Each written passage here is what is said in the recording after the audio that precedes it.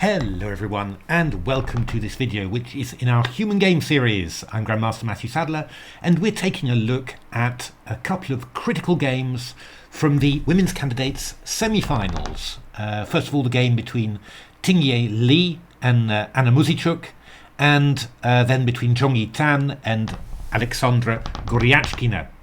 In both cases, it was the fourth game of the classical time control games, and white won both, winning the match in both cases. And yeah, very interesting to see what happened. They were both very important theoretical games. So we'll start with the game between Tingjie Li and Lei-Muzychuk. So this was a Grunfeld. Lei-Muzychuk had switched to the Grunfeld after her match against Humpi, where she'd played first of all the QGA with not much success, as we saw in an earlier video, but then the semi-Tarrasch and Tarrasch systems, which worked pretty well.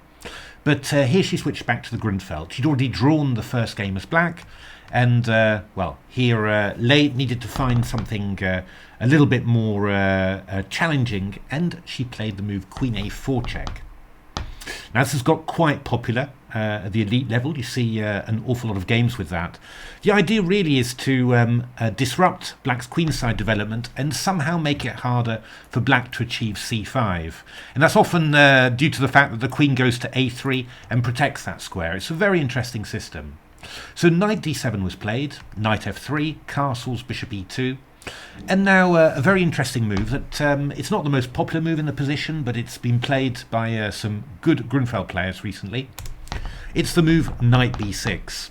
And well, what are we doing? We're trying to exploit the queen on a4, and this knight is aiming at the c4 square. So for example, bishop e6 followed by bishop c4 is quite a common idea, and you know, obviously we're going to look to try and play c5 and get that typical Grunfeld bishop active.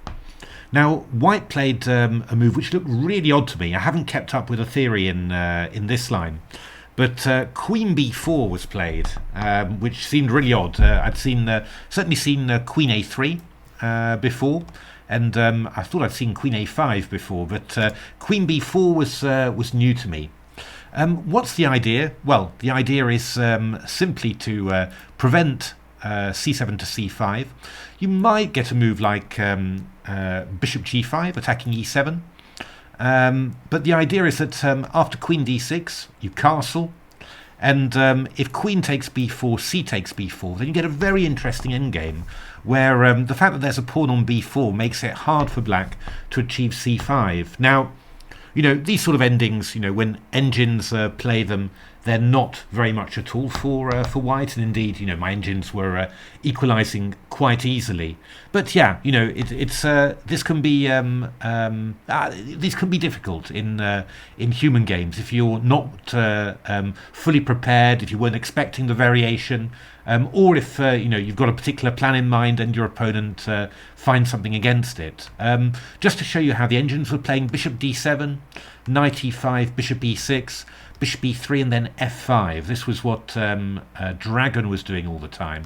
Takes, bishop d3, rook f8, rook e1, knight d5, and black's pretty solid there. You know, I mean, this knight on d5 is quite good. We might reinforce it with c6. We might even play knight f4 and bishop d5. In principle, black should be absolutely fine there. Muzychuk played something else. She played bishop g4, very natural Grunfeld move, obviously threatening queen takes b4, then bishop f3 and bishop takes d4. But now white plays a really clever move here, and it's this move queen b3. You know, it's quite weird, really. I mean, you know, you play queen a4 check to disrupt the queen side. You know, instead of black getting a quick c5 in, black's ended up playing knight d7 to b6, although, you know, with a gain of tempo. Then you play queen b4 to stop c7 to c5 again. And now that the black queen has been moved to d6, you're playing the queen back to b3. What's the idea? The idea is simply that the bishop can come to a3. So if you play c5, we'll just pin that pawn to the queen on d6. It's really, really clever in actual fact. And, well, this had been seen before. And black had played the move c6. This was the game in Kiev against Li, Chinese player as well. And Kiev had won quite comfortably, played the move rook to d1. Yeah, the Engines like a4 very much, but they're very, very happy with white's position. Just saying a5, this knight on b6 is well, a liability basically. So yeah, all going very, very well for white. Muzychuk played something cleverer and played the move bishop e6. And what is that move aiming for? Well, two ideas basically. Either the white queen moves away and we get access to the c4 square for the bishop, or if you go d5, then we've managed to open this diagonal. We'll move the bishop away somewhere and then play c6 and just try and undermine the center. Now the Engines are not particularly happy with the idea. They actually want to play the move queen c2. Bishop c4, and now I had to laugh here, really, because, yeah, it's one of those things that we're used to with Engines, but they keep on surprising you when they do this plan.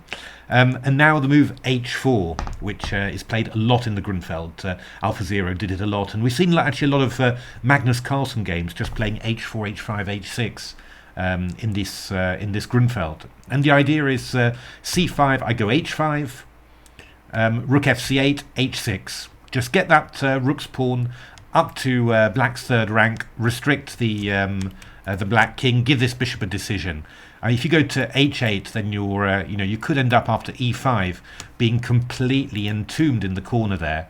If you go bishop f8, which is what Dragon preferred, then well, you're not putting any pressure on d4.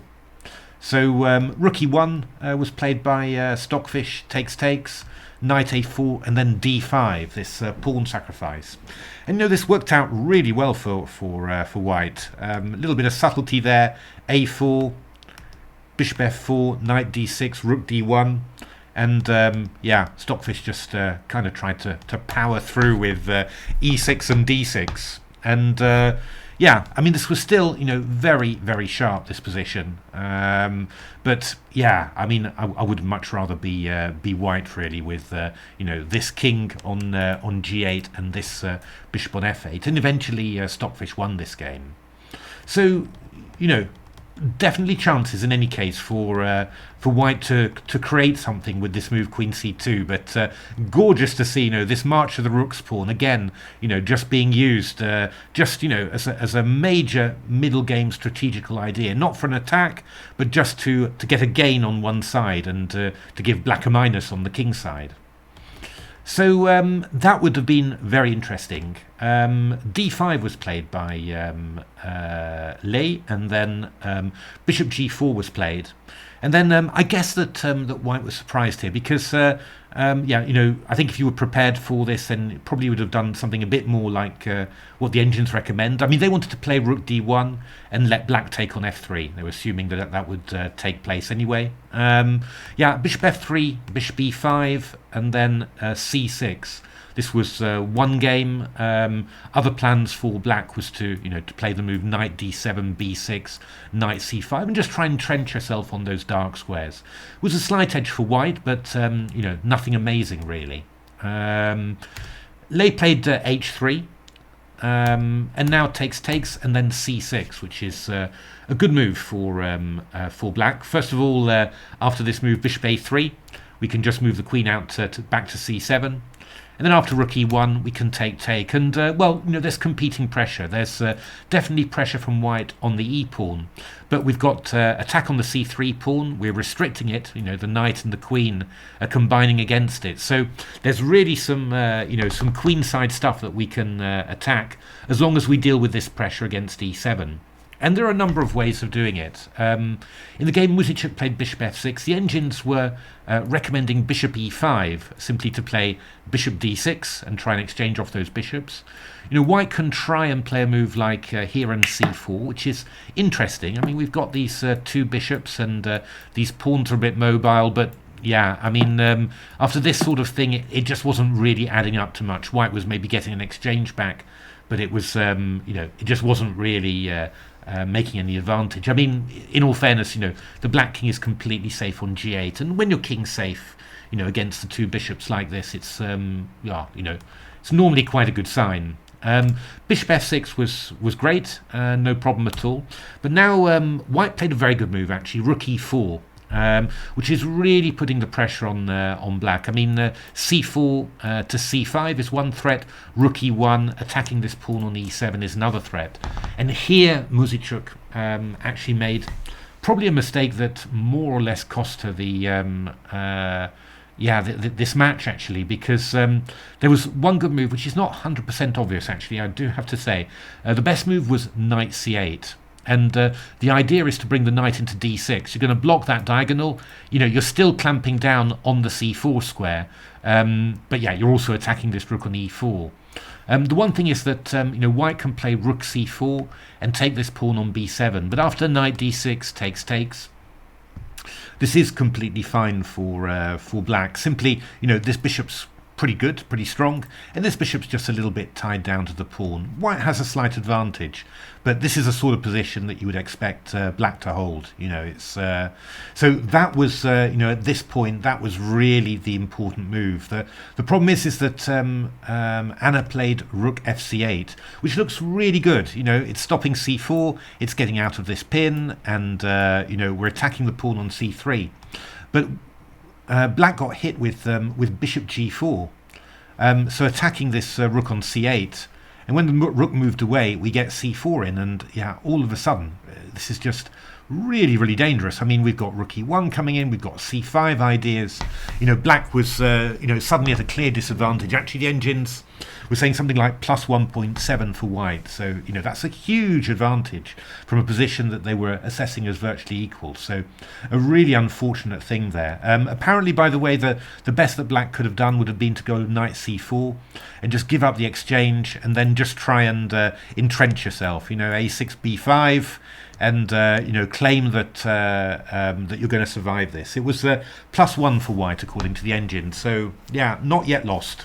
But I don't know. I mean, I think this would have been very, very difficult. This pawn on e7 is always going to be, very, very difficult to hold against a combined white onslaught.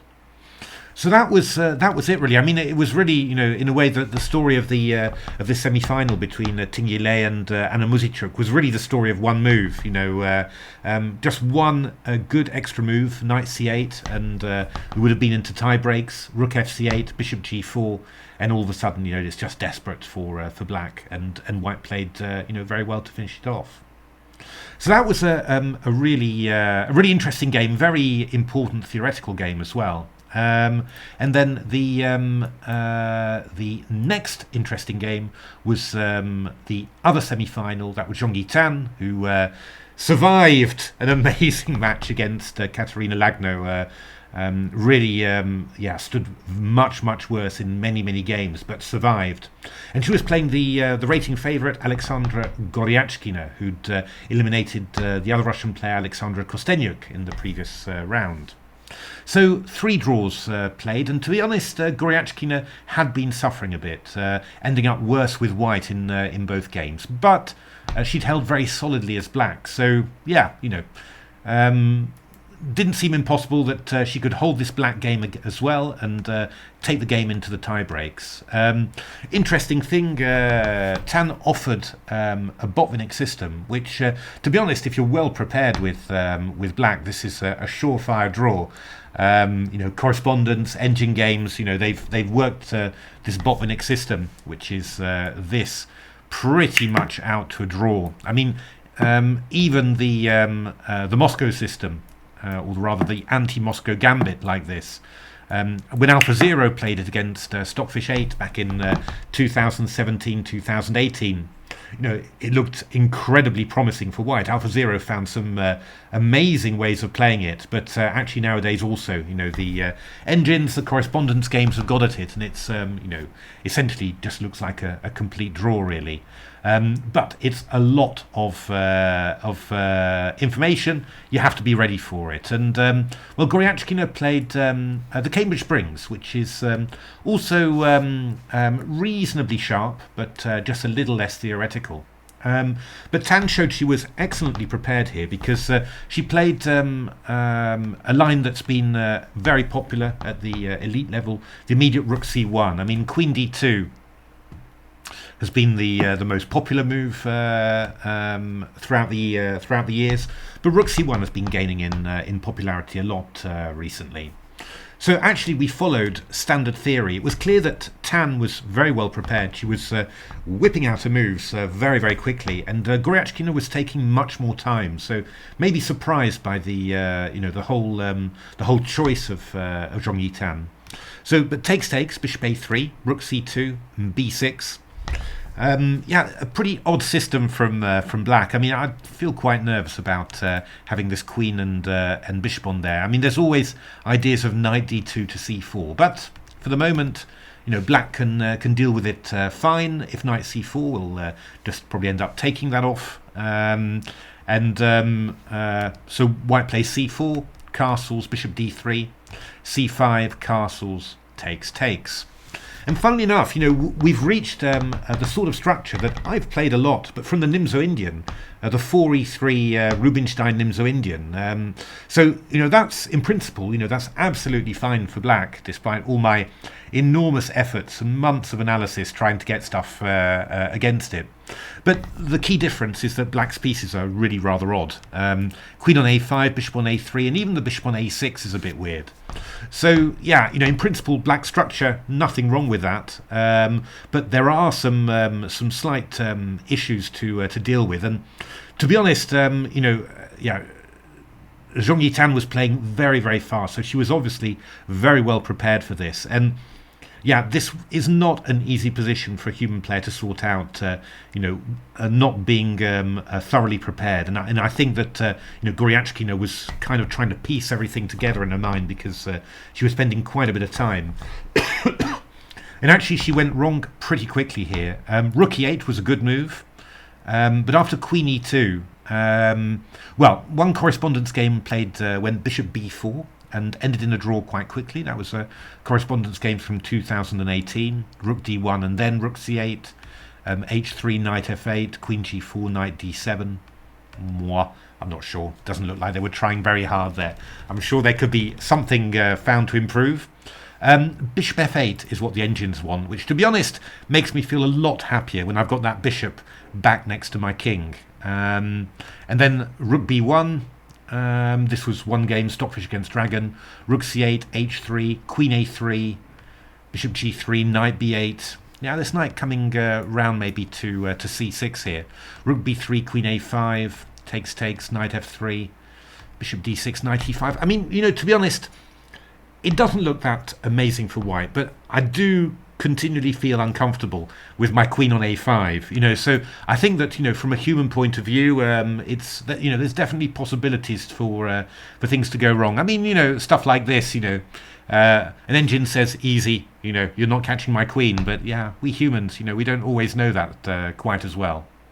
So this was possible, but needed still quite a bit of good work to escape from that. But Goryachkina played a very unfortunate novelty. She played the move rook c8, maybe getting a bit confused, not realizing that bishop b4 had been played before in the correspondence game, because now she got hit with c5. And to be honest, well, I don't know. I mean, I think probably she's already lost in this position. Certainly, all the engine games that I'm playing, they're all ending in wins for white. Not easy, but on the other hand, not easy when a superhuman engine is defending. I think the positions that you're reaching, a human player would lose them much quicker than that. I mean, what's the big problem? There's two. The main problem is that obviously we want to play bishop d3, but now we've got a problem. Knight c4 is going to fork these two, and even worse than that, or just as bad, this knight is coming into d6, and the rooks are getting forked on e8 and c8. The fact that you played rook c8 in that position has just put those rooks in the kill zone for the knight. And I mean, actually, there's nothing you can do. Quite apart from the fact, actually, that this bishop on a3 is also kind of trapped after c4 to c5. So, I mean, this was the best engine line: a3, bishop a5, queen b3, and then queen a4. And we're hitting the knight on here and the bishop on a5, and we are picking up a piece like this. So, I mean, you know, black's got 2 pawns for the piece. It's not an easy technical win, certainly not against an engine. But the engines were making it as white. And, you know, I would have thought that against, you know, a human player who doesn't defend like a superhuman with black, you know, I think that this would be more than enough. I mean, basically it was 4 engine wins out of 4 in this position. So Goryachkina played Queen A4, I mean, just trying to mix things up, and Tan played it very well. This move was very unpleasant. So easy to miss, I think, you know, with black, rook on C8 forked and bishop on A3. Yeah, Goryachkina just felt compelled to give up a piece, and that was actually the best engine move. And then we got this position, and yeah, the theoretical debate is over, but I wanted to just have a quick look at it because it's really interesting what happened. I mean, you know, I have sometimes tried to win positions like this, you know, a piece for 2 pawns up against the engines, and I can't say that my results have been very satisfactory. I mean, the engines just defend this amazingly, and you know, I mean, it's a long win. I mean, you know, this bishop on G3 is shut out by this pawn. We don't have a great outpost for this knight on F3. Actually, a lovely square would be E3, you know, aiming at D5 and F5. But yeah, you know, it takes a long time to get the knight there. And you know, black's pieces are not bad, solid. You know, this is not. This is, you know, +3 or +4 for an engine, but, you know, this is not trivial by any means. And, well, Goryachkina actually played it very well. You know, she really dug down, gritted her teeth. And, yeah, Tan played this move H3 at this moment. And Goryachkina reacted with E4. And all of a sudden, this knight on H4 is a bit of a problem piece because, you know, we're just threatening to play G7 to G5. The knight can't get back to F3. And, you know, the really weird thing was that the engines were saying, well, the best move, you know, it doesn't matter. This is still +3, +4. The best move is to go knight G6, king F7, knight F4, G5, and knight E2. And that's all very well, but, you know, that involves blundering a piece with queen D1 check, king H2, queen E2. Now, it's not blundering a piece because white plays queen takes A7 and queen B6. And the engines considered that this ending was completely winning for white, simply because the way that the pieces are, this A pawn is going to be a runner. But that's not at all obvious, right? I mean, that's really not obvious. And there are other ideas. Instead of going queen d1, you could even go f5, and you can force this position. And yeah, you know, this is again something that the engines assess as +3 or +4. But yeah, to me, it's just completely unclear. You know, I think maybe, you know, white's got a slight advantage or something. The key problem for black is that this queen and bishop combine beautifully, and you basically can't stop white from getting at all of your pawns. You know, your control of the dark squares is too big, and you know, white ends up winning one of those kingside pawns. And then afterwards the bishop just controls everything. You know, it's but I mean, look at these moves, right? I mean, we've finally got to a position where we can take this pawn, but I mean, this is just like incredibly complicated stuff. You know, I mean, it's really, really difficult to see. So, you know, this was a huge chance in actual fact. You know, which Goryachkina had created by, you know, hanging in toughly and spotting this e4 line. Actually, Tan spent a little while and then played what looks like a very good move with a very similar idea, actually, because after g5 she wanted to play queen a7, give that offside knight on h4 back and just get the queenside pawns. But she may well have missed something, which is not too surprising because it's astonishing. I mean, in the game, Goryachkina played g takes h4, and we get queen b6. A4, you know, this is the killer, really. The pawn can advance immediately because the knight on e6 is hanging, and then king f7, a5, and it's just finished. You know, I mean, this bishop covers this diagonal, so the king can be safe here, and this pawn's an absolute runner. You know, it's just going. But what Goryachkina had to see was this engine move, queen e6. Quite amazing. And what's the idea? Well, first of all, the idea is to hold the pawn on b6. Now, if you go knight g6, I've got this move knight d7, and this knight on g6 is trapped, and there's no way you can cover it. So actually here Stockfish was saying knight f4 was the best. When Stockfish was quite optimistic at the start, but then ended up thinking this was just a slight advantage, and I mean, it was just engine draws all the way from here, so yeah, nothing at all. The best move, I thought, and this was the move that Dragon always wanted to play, is knight f5 takes queen b6. And I sort of thought, surely this is pretty similar to the game that to the game continuation. But of course, first of all, Black's pawn structure is much better, and secondly, this whole knight and queen setup is way better. So I mean, Black plays king g7. There was a3 from White, and then very strong idea, e3 takes. Queen d3 is a very nice move. Threatening queen takes e3. If you go queen c5, we're going queen b1, and then queen takes b8. And we've got this this type of ending, queen versus queen and pawn ending. White are passed a pawn up. Now, yeah, if you'd asked me, I'll just show you there's another way that it was reached. Also queen c7 check, bishop a7, which looked quite nice to me. e3, e2, check, check, and here. And to be honest, I sort of assumed that with such a well-protected king to start with, that this might well be a win for White. You can get the pawn going, and then at some stage the king will come over to the queen side and somehow assist. But, well, 92 moves of dogged resistance from Dragon and as Black in this position show that probably not the case. Yeah, I mean, I just, whizzed through the moves. I mean, basically, Stockfish doesn't really manage to achieve very much. Will manage to get the, the a-pawn moving in the end. But, yeah, just to do that and also keep the king safe. I mean, this just goes on and on forever.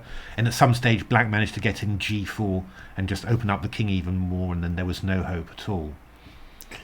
Not sure about the human chances of holding this, but yeah, I mean, would have been a big psychological blow to to play this move queen e6, and I mean, going from a position where you just feel like okay, I'm just a clear piece up here, to a position where you've had to give back the piece. Give back the piece, and now fighting for a very difficult technical ending. I mean, that would have been a chance still anyway for Goryachkina, but unfortunately she didn't see that defense and ended up losing the game. And again, just like in the Muzychuk game, it would just you just sort of you sort of felt a bit a weird feeling of loss somehow. Just a tight match. 3 draws and then a loss, and then it's all gone, and you're out of the series. Very, very tough event, the women candidates, with the format that they chose for it.